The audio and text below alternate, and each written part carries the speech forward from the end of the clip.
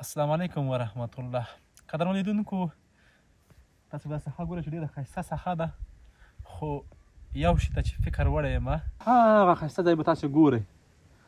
په دې کې یو مهم شي کمبود ده چې د دې ټولې ښکلاګانې د صفر سره ضرب کړي. ورځو چې د څه شي کمبود ده دلته موږ سره اوسئ. د غږ تر پایه حساس راسومه وطن والا درد پوښنده در بدلومه وطن والا درد پوښنده در بدلومه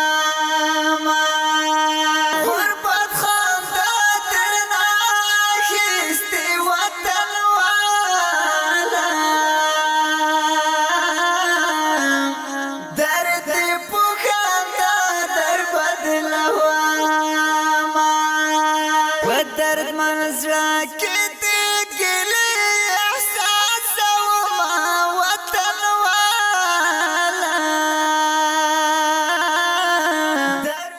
قدرمن لیدونکو، تاسو چې ولیدل چې موږ کوم ځای ته راغلو، له لیکنه درته معلومیږي دغه د خیرنخیلو علي لیسه ده.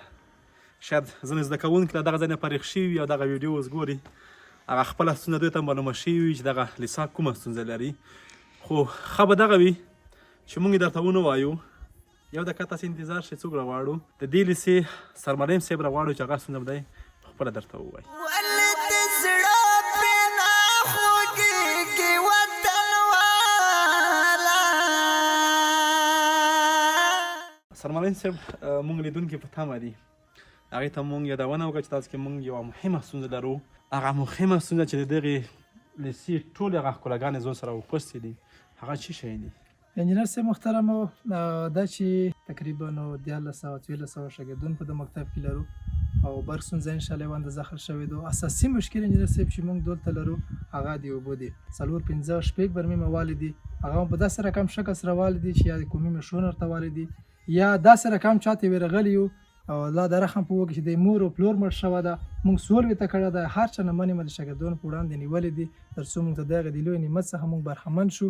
یعنې علت د هغه ده چې په دغه ځای کې اوبه چې نه دي وتلي یا موږ نه لرو په دغه ځای کې دا ځای اوبه ژغوره لري. تقریبا د 40 او 50 ګزه دغه کومه نتیجه نه ورکوي تر څو په دغه ځای کې جی سی پي د ډریل برمه ونه وله شي، یعنې بله برمه نتیجه نه ورکوي. که اوبه مو لرله موږ په دغه ځای کې ښکلې باغچې هم جوړې کړې وه، دغه ونې به هم خړوبې شوي وه او زده کوونکي مو په دومره غټ اساسي مشکلو کې وکې شوي دي چې هغه مشکلو دغې اوبه دي. په رسمي ساعت کې انجینر صاحب موږ شاګردان ووځي 10 نفره 15 نفره دی د لارې کلي نه ولته د ترموزو کې دغه پیپو کې دی اوبه وروړي. بچیانو ته چې ګورم وطن والا درد پوښنده در بدلومه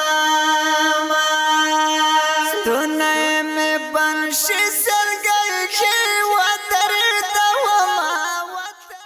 یعنې داسې رقم ته خلا تمر غواړي چې موږ ته په سیم کې شاګردونه ذوب شوي دي، موږ د دې دپاره ملاقه اوبه لرلې چې موږ د شاګردانو نه او دغې دپاره یا به پېژنې وینه ځکه ګرمۍ حالات وي او وړکي سیم کې حجم زیات وي او تقریبا 80 نفره په دغه سیم کې چې کښېني حتما ولته هغه کې ګرمایش کې نو دی ولته ذوب پورې شي. موږ د ذوب دپاره اوبه نه دي پیدا کړې وي ته پېژنې وینه راشي په ګرمۍ کې، یعنې موږ دغسې بس تختوي او دغې دپاره چې موږ لاند څه وپیدا کړو موږ اوبه ورته راوړو. یعنې هغه اوبه چې موږ شاګردان روري نو تقریبا دغه 10 پی یا 15 پی نو دغه شاګردان دپاره چې د کفایت کړي.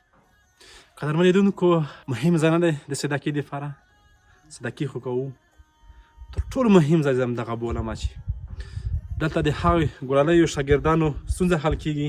کوم شاګردان چې هغه به دلته درس وایي لوی کېږي به هغې کې به ډاکټر ووځي، انجینر به ووځي او د وطن د کار کوي چې زمونږ هغه کوچني ماشومان چې خپله دوی ته اوبه نه رسېږي، دوی ته دغه د درس دپاره چې درس ووایي او یو غوړپ اوبه وچکي. بهتره یې ګڼم هغه ورونو ته چې صداقي کوي، خپلو مردګانو پسې کوي، راځئ دی بهترین ځای دی چې دلته موږ یو ښه کوي د اوبو سیستم ورته جوړ کړو تر څو دغه ونې چې تږې دي هغه شاګردان چې په سیم کې ذوب شي هغې دپاره موږ د اوبو څاو وهو. څو برمې وهل شوي دي 40 مترو کې کار نه دی ورکړی.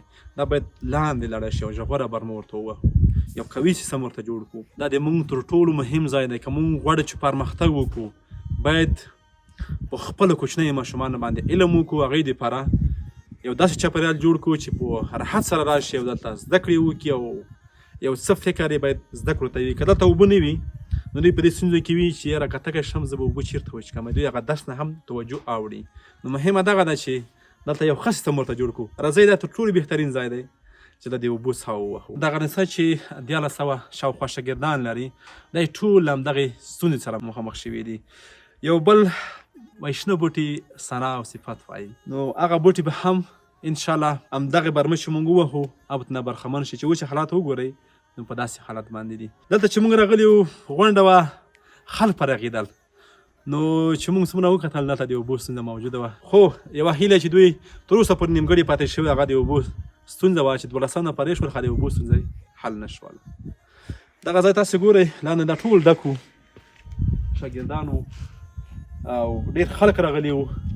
دلته چې موږ دغه ستونزه ولیدله نو موږ دوی سره ژمنه وکړله چې موږ در سره یو، موږ به یې ښه صبرونه در سره دي. انشاءالله حتما به همکاري کوي، دغه لویه ستونزه به په ګډه حل کوو. د وطن یوازې په موږ نه جوړېږي چې ټول لاسونه سره یو کړو انشاءالله حتما جوړېږي.